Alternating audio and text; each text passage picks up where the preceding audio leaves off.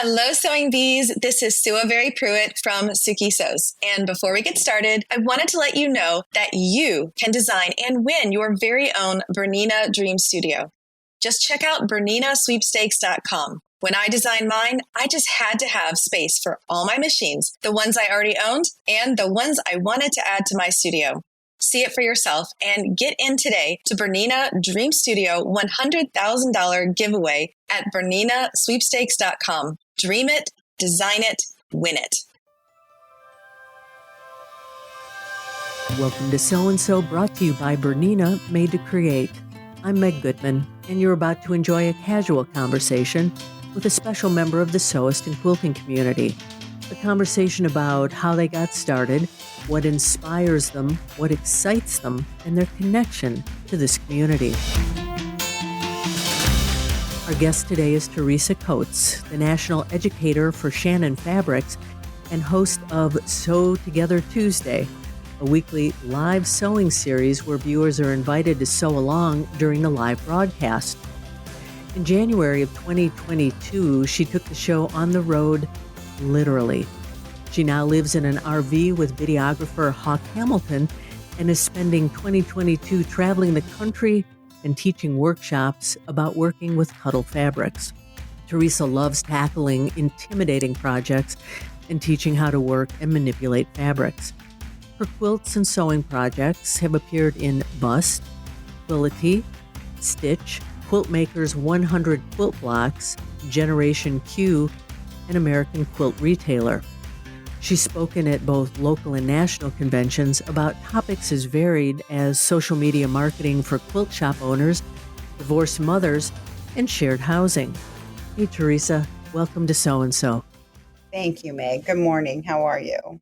I am wonderful, and it's so good to have you joining us today. There's a lot of pretty cool stuff that we get to talk about, but I always like to start about how kind of the genesis of how you got here. And I understand your mom taught you how to sew and really emphasized the importance of making. And through her, you developed your deep love of sewing and quilt making as an adult. Now, you made your first quilt in 1992, so this is kind of an anniversary of that. That's true. It is. And you say you've been obsessed ever since, eventually working your way into the industry. Tell us about this journey.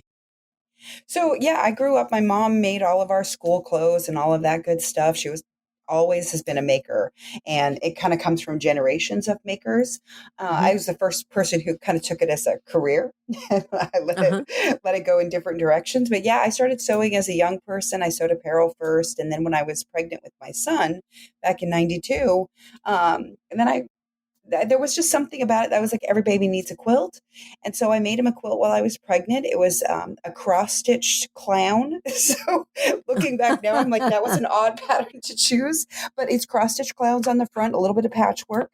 And I actually have it here with me.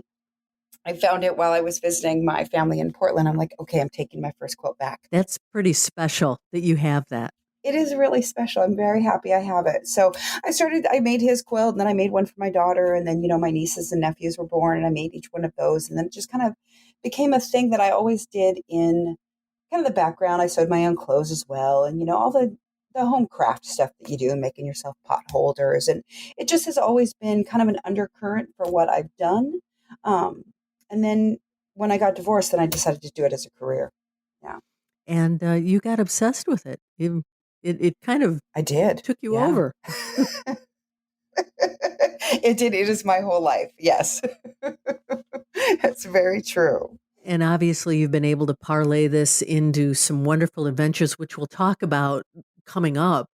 But you say that you stumbled into the quilting industry in 2011 after decades of sewing, and as you just mentioned, anything and everything. Yeah. And this happened when you joined the crew at the Fabric Shop Network and then became editor of Websense magazine. So tell us about this stumbling in. Basically, I was working at the school, so I was a single mom from the time my daughter was very little, and so I had gotten a job at the school, and then there was shifting in the schools, and they no longer had a place for me. And so I started looking for a job. And this is, the days when we looked in Craigslist for jobs. And I found one that you needed to have an English degree, which I had just earned. Mm-hmm. And it was working with sewing. And it was, sewing experience is helpful. And I was like, oh, I've got lots of sewing experience. So I applied and got this job over at the Fabric Shop Network, which, if listeners aren't familiar, they're an organization for fabric shop owners. Mm-hmm. So I got into it just knowing the very basics of what they were. But truthfully, I didn't actually know that local quilt shops really existed at that point. So I had always shopped at Fabric Depot. And I don't know if you remember them. They were in Mm-hmm. Portland. They were a huge store, huge store. So not exactly your small mom and pop shop. And I didn't realize those small ones existed.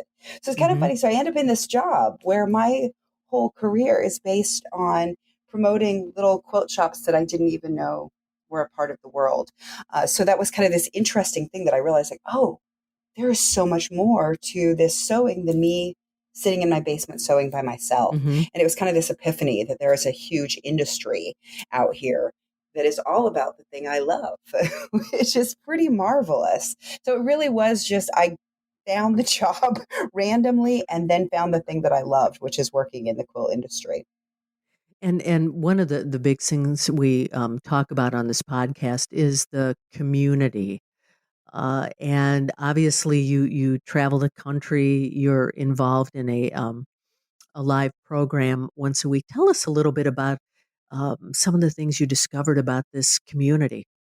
I love the sewing and quilting community. It makes me so happy to find other people like, these are my people. Mm-hmm. There are people that we can talk to about all sorts of things. And it has been a wonderful experience. So we'll talk more about Sew Together Tuesday, but that has been a thing that has really helped me to reach new people and have people reach to me and meet new people and really build a community for myself. So I've always been, not always, in the last 10 years or so, I've been involved with quilt guilds, particularly the Portland Modern Quilt Guild, and been able to like find people that way. But it's been really interesting to kind of stretch and meet new people. And I think that the community as a whole is so supportive of each other Mm-hmm. and learning new things and telling people they're doing a great job with this thing and building more encouragement to try new things, to learn new skills, and actually provide a supportive network to fellow makers. And Mm-hmm. I think it's been a wonderful thing to be involved with. I absolutely love the community and how many variations there are within that, like all of the different skill sets and types of quilting, sewing, crafting, all of that sort of stuff that we all do is fascinating for me to learn about. One of the things that you specialize, and I'm going to use your word for this, you call it weird fabrics. And you talk about your work with Cuddle. Tell us about your weird fabrics. Yeah, I love a good challenge. And I feel like working with the weird fabrics is challenging. Mm-hmm. And I like being able to kind of overcome that challenge. So that's really where that kind of is. I used to sew for a fellow Luke Haynes, and he does a lot of quilts that he mixes fabrics. And that was kind of where I started to get this interest in it. And he would send me fabrics that would be a variety of different things that I would have to put together for a quilt. So I had to kind of learn how to do that and how to blend these fabrics and make them work. And so I've kind of done that more in my own work and really focused on fabrics that were difficult, quote unquote, to work with. Mm-hmm. And that could include all sorts of things. I mean, like, obviously, the Cuddle is where I specialize now because I work for the company that makes it. So that's what I teach a lot. But I absolutely love when waxed canvas and denim and making silk georgette dresses and, chiffon, double gauze, all of that sort of stuff. Like the weird stuff that you're just like, okay, that's not quilting cotton. How do I make this behave the way I want it to? And I love Mm-hmm. trying to figure out how do I make that do that? How do I wrestle some control from it? And I love teaching that. So that's really kind of where the focus was. Is I'm pretty good at figuring it out, and then I've been able to teach people how to figure out mostly how to work with the Cuddle Minky fabrics. You were mentioning that you teach about incorporating non-quilting fabrics, and you sew crafts, home decor, apparel. So you've branched outside of just your regular quilts. Tell us about some of the other things that you make. Yeah, absolutely. So I started working, doing garment sewing is really where I started. And I just used the big Hmm. four patterns, Vogue, McCall, Simplicity, Butterick. And I did a lot of sewing with that. And then I found small indie pattern makers and I started sewing different types of clothes. And I've done all sorts of things around the house. I also transitioned into vintage patterns for a long time. I probably sewed only with vintage for probably about 5, 8 years maybe. And that was a lovely exploration because patterns used to be written very differently. And so that was the challenge in that, is trying to figure out what they mean by a slide fastener. Hint, it means a zipper. Hmm. So like, there's these things where it's just Yeah. different. And I love exploring all these different Interesting. areas. So yeah, home decor, wedding dresses, all that good stuff. I love making zip pouches and bags. Yeah. Basically, if you can sew it, I want to try. Yeah. So, out of all that you've made so far in your sewing career, is there one piece that's your favorite? Oh, there has been so many things that I've sewn.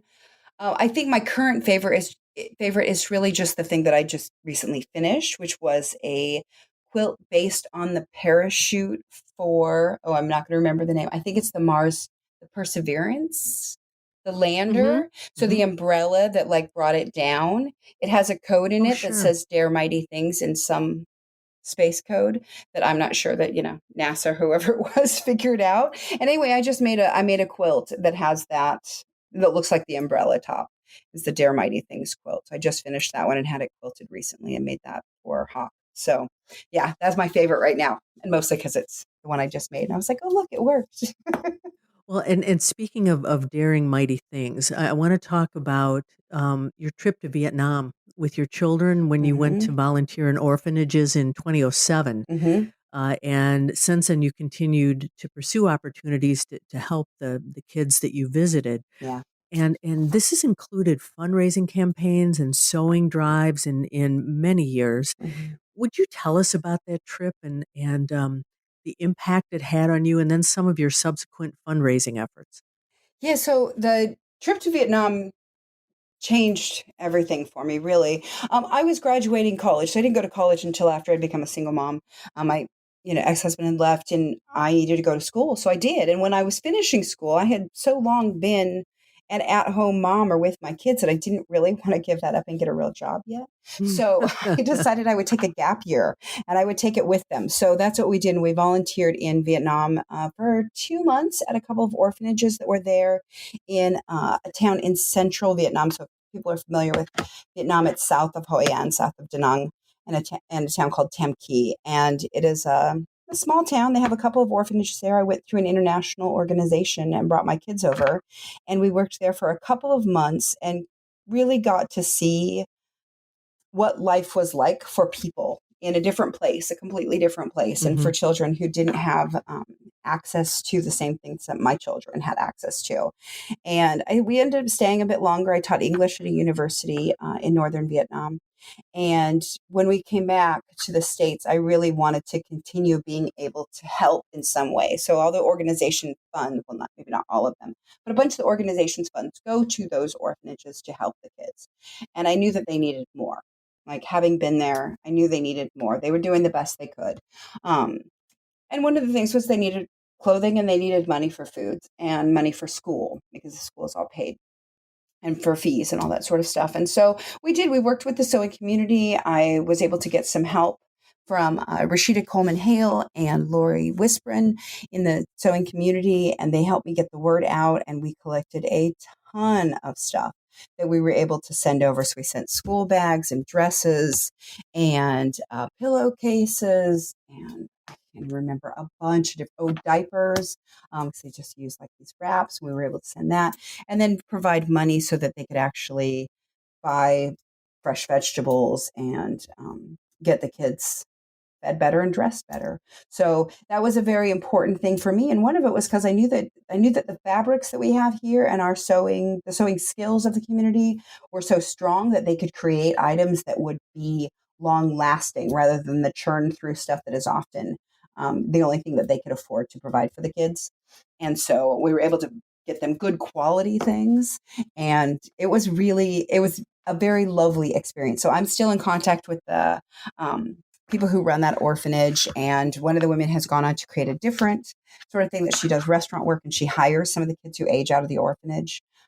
We were supposed to go back in 2020 and that didn't happen. So hopefully in the next couple of years, I'll get back over there and be able to help out some more, because it really did.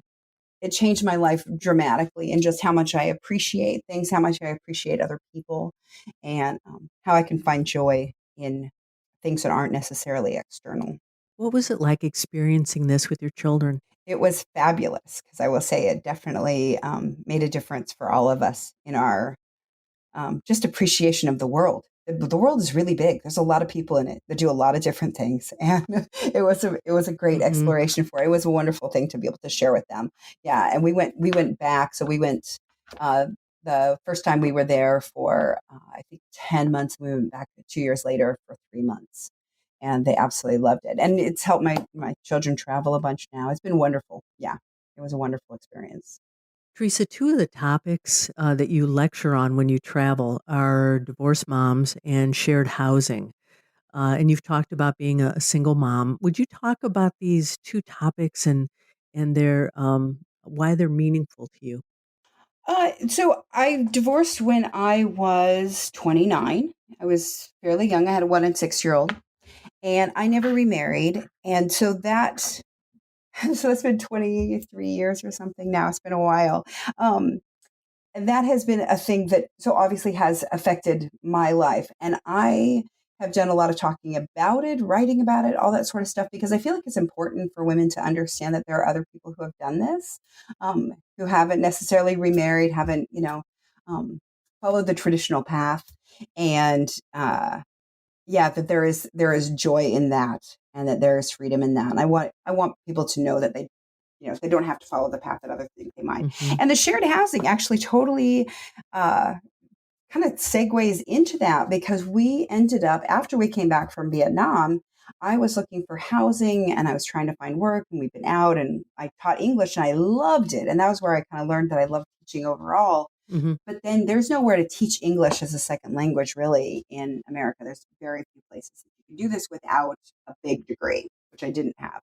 And so I was trying to find a way to live a little bit cheaper. And so I ended up looking for an ad in, I think, probably Craigslist again, and found a woman who was a single mom. And she had one child, and she was looking for someone who would be patient with her having a child living with her, because that is a different thing to live with children. Hmm. And so we ended up living together for the next, I think, 6 or 7 years. And that we just co-housed as single moms. We had different living spaces, different bedrooms, the whole bit, where we shared the house and shared the rent. And it went really, really well. And so that was kind of a thing that was different enough that got some traction. And I was able to spend a fair amount of time talking about that and how well it worked. I still would highly recommend it to anyone who's a single mom that living with another single mom. It's great. Now, when you're out on the road, do people approach you about this, knowing that you have experience in it?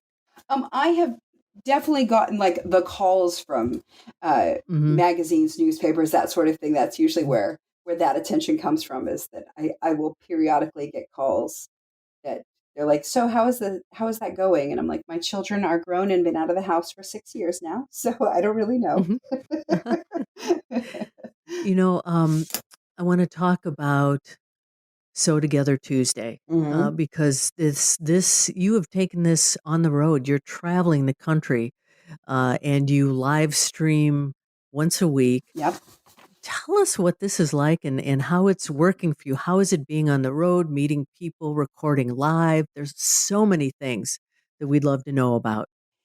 It is a thing. So I will tell you that it is. Yeah. It has definitely been a wonderful experience. So we were on the road. So in the last year, we've been on the road for I think 10 out of the 12 months. So we took the end of last Hmm. year and decided that we wanted to do it full time this year, and we got rid of our apartment. So Hawk and I have been on the road full time since then, and basically we just travel around. We get to see quilt shops. I get to teach in those shops, and I get to meet people everywhere. So, I mean, talk about building the community has been absolutely wonderful to meet people from everywhere, and just to meet, yeah, people that have the same sort of interest or curiosity, who know the same pattern designs or whatever it is. Like there's this community that builds, and it's been really lovely. So we've been to 43 states in the last year. We'll get a few more this year. We're starting hitting the road again the end of August. So it's been great.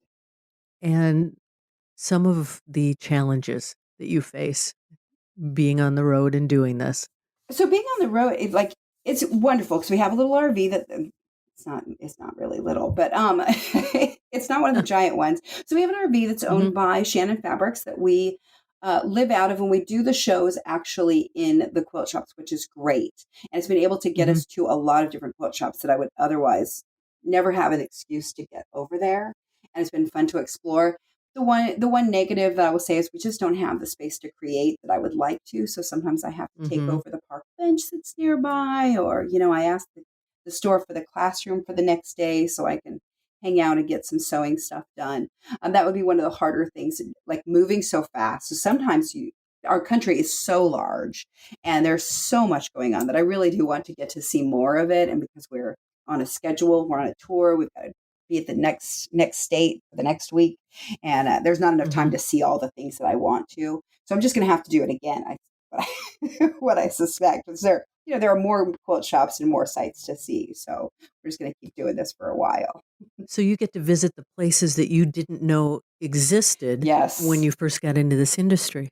Yeah, exactly. And honestly, like there are so many beautiful, charming, delightful little quilt shops around that I had no idea I feel sort of sad for myself that I spent most of my adult life sewing, not realizing what was actually available, because quilt shops are they're amazing. And the people who run them there's such a deep love for the industry and for the people at large that, I'm sort of sad that I missed that, but I'm really, really happy that I get to see it now. And I get to see so many different ones and what makes them different. Sure. All the quilt shops are different. They have different fabrics, different focuses on things. And some are more into like heirloom sewing, or more into embroidery, or more into traditional quilting or modern quilting. There's just all these variations. So it never stops being entertaining.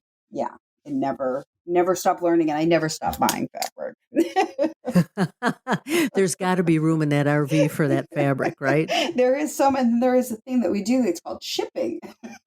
And so I ship it back and it can get stored for me. And when I'm done, I'll have a whole stash of fabrics. It'll be great.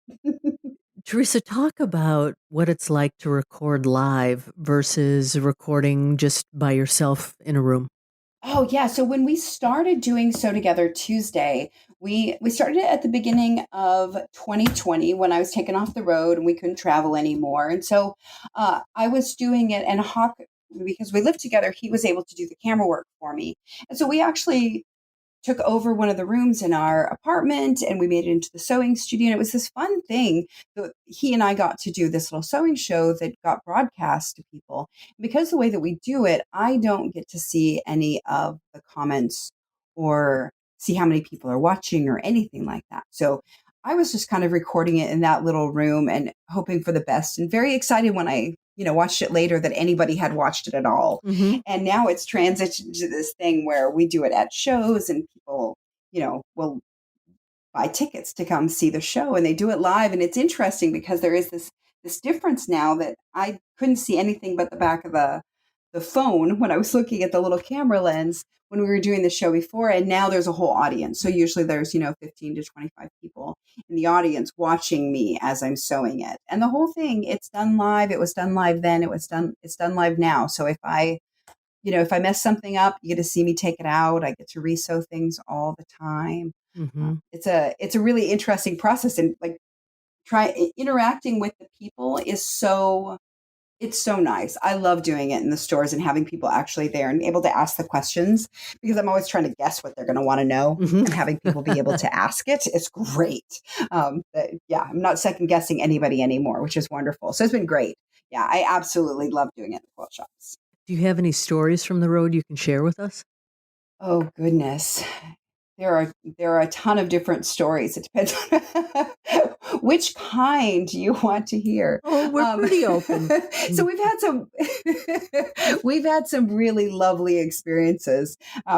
We had one shop up in North Dakota. I'm trying to remember, So On and So North in a little town called Langdon. And she was super fun. She is a ball. Her name is Peggy, who owns the shop. And when we pulled in, we came through this town, and Langdon has, I don't know, 400 people in it. It's a tiny little town. So we bring our big, huge Mm-hmm. branded RV through town. And they saw us go by the quilt shop because we're trying to find it. We have to go find a place to park. So we park at the county park where we can put the RV. And anyway, we came to the shop the next day to do the store or to do the show. We left the RV outside. People come by, they take pictures. They're so excited. And it's so funny because outside, we're in the shop and we can see people outside with their noses pressed up to the window, Uh-huh. Uh-huh. like basically knocking on the door, like, when can we come in? When can we come in? And it was so fun because it became this whole event, not just for the people who were excited to come and see the show and meet us and all that good stuff, but also for the whole town. Like, there were people like, Mm-hmm. what is this thing? So it's been a really, like, those events are really fun to do when it just becomes like this town event. And we do them in Uh-huh. a lot of small towns. So people get very curious. And I love that because it brings a little bit of the Hollywood thing. And when people ask where we're from, we're like, Los Angeles. They're like, oh, well, of course. You know? And that's Hollywood, It's right? so Hollywood. Sure. It's very fun. I love those sort of instances. So we have a decent number of those. And then, we get all of the conversations with people who've watched it and helped them through the last couple of years and gave them something to watch on Tuesday, something to look forward to. And I love those moments too. Yeah, I really do. I assume people keep in touch with you after they've met you. They do. And so we've had some who like become friends. And a lot of people who they keep in touch with us through, we have a Facebook group called I Love Cuddle Fabric, Mm-hmm. and they join us over there. And it's a great way to kind of keep in touch, see what they've made after the class. Because a lot of people join for the class, Sure. but others are making it at home because they're not near where we're doing that actual class. They'll make it at home and be able to post pictures. I love seeing what people make. And I love knowing that what I'm doing is helping people fall in love with sewing more, Mm-hmm. because that's all I really want. I just want people to love sewing. Well, on that note, let me ask you, what's next for you? What's your dream, Teresa? Oh goodness. I really want to do more patterns. Mm-hmm. It's really like, so personally, that's what I want to do. I've created a few patterns. I want to do more of that. I would just want to keep teaching whatever I'm doing. I'm just going to keep teaching, keep helping people to find more about this hobby that they love, that they can explore and do. And as I do that, as I progress myself, I see I'm learning so much, and it's a wonderful kind of give and take that teaching does, Mm-hmm. that I get to learn and I get to teach, and that's the thing that makes me happy. So however that happens going forward, the teaching will continue for sure, probably with a little bit more pattern design in there, because I do love the creative aspect of that. Now we've talked about myriad things today, many things. Is there a question I didn't ask you that you wish I had? Oh, that's a great question. Hmm. Okay. So I think that I would love to tell you a little bit more about the role that Hawk has played in this. He's the videographer, but he's also my partner, and he is also the RV driver. Thank goodness, because I could not do that part alone. So I am good at the navigation and the mapping. Mm-hmm. I do not want to drive that thing. So I normally drive a little scooter. So I'm used to two wheels, and he drives that big mammoth thing. So I appreciate his work very much there. But I have to say, as someone who has not been in the quilting industry, it's been wonderful to see that sort of the being peripheral to it. Like, Mm-hmm. he has really kind of come into it. He has created like an audience of his own. So it's very fun when we show up and the women are very excited to meet him, which is kind of adorable. But he's Mm-hmm. always so incredibly supportive of what I'm doing and my place in it, and is always working to make it look easy for everyone. And Mm-hmm. I appreciate the fact that he has done the work that he does in an industry that he is not a part of. He doesn't sew, Mm-hmm. and he doesn't quilt, but he is out there on the road supporting that whole dream. And I think I think it's a lovely thing for him to do. And I think it's incredibly uh, affirming for men who are interested in sewing, that they can be a part of this industry as well. So I love having him out there as a face of this sewing show. That even though he did do one episode where he actually sewed a pillow. Uh-huh. And I taught him how to do it live on air, which was pretty fun. So I think that there's something about having that out there that is really helpful, and I appreciate the support that he offers, including, doing the camera work and driving that RV, because this is not something I can do myself for sure. And it's great that you can experience traveling the country together. Yeah. I love traveling the country. It's super, super fun. We get to see all sorts of things that I didn't even know existed out there. Yeah. I've been able to see a ton, and it's wonderful. And the people who are out there, the shop owners, the students who come, everyone it's just been so lovely to me. And I appreciate them all. Teresa, this has been a wonderful conversation, and I want to thank you so much for sharing your story with us today. If any of our listeners would like to reach out to you or maybe Hawk, what's the best way for them to do so? Well, I can be reached via email. So my email is Teresa@shannonfabrics.com. You can always find me on that I Love Cuddle Facebook group. I also have a website at www.teresacoats.com. And do you list your travel itinerary so people can look for you? Yes, absolutely. So that is listed on my website as upcoming events. You can also go to the Shannon Fabrics website and look for the events there, and then you'll find mine listed in with everyone else's, all the other educators for Shannon Fabrics. That's terrific. It's great that people have an opportunity to meet you in person like that. Yeah. Teresa, thank you so much for joining us today. Thank you very much. Well, there you have it. Another story about someone just like you, someone for whom sewing and quilting is so much more than a hobby. It's a way of life. It's a connection to something bigger. If you know someone who has an outstanding story, a story that should be shared on this podcast, please drop me a note to info@soandsopodcast.com or just to complete the form on our website. Be sure to subscribe to, review, and rate this podcast on your favorite platform, and visit our website, soandsopodcast.com, for more information about today's and all of our guests. That's SEWANDSO podcast.com. And finally, I want to thank Bernina for making this program possible. I'm Meg Goodman, and I look forward to you joining us next time on So and So.